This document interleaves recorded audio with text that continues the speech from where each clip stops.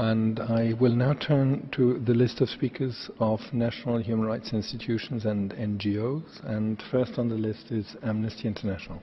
You have the floor. Mr. Vice President, Amnesty International opposes the death penalty absolutely in all cases without exception.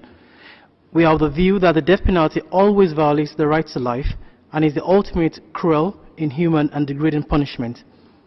In recent years, 2 special rapporteurs on torture have analyzed whether there is an evolving standard considering the death penalty itself to be a violation of the prohibition of torture and other ill treatment, independent of special practices, conditions or methods of executions. In 2012, Special Rapporteur Joan Mendes expressed his view in support of such an imagined standard, a position also supported by some individual members of the Human Rights Committee. The practice of torture and other ill treatment is widespread despite the clear prohibition against these practices under international law.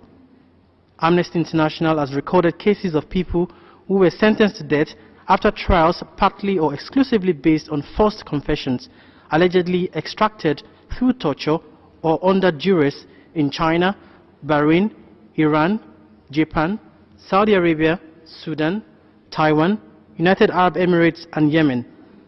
Amnesty International calls on the Human Rights Council, its members and observer states to urge all countries that retain the death penalty to establish an official moratorium on executions with a view to abolishing the death penalty, as called for by 6 resolutions adopted by the UN General Assembly resolutions, including the most recent 71-187 of 19 December 2016. Pending abolition, they must ensure rigorous compliance in all death penalty cases with international standards for fair trials. They must also ensure that any allegations of torture or other ill treatment are promptly, impartially and effectively investigated by an independent body. Thank you. Thank you. And I now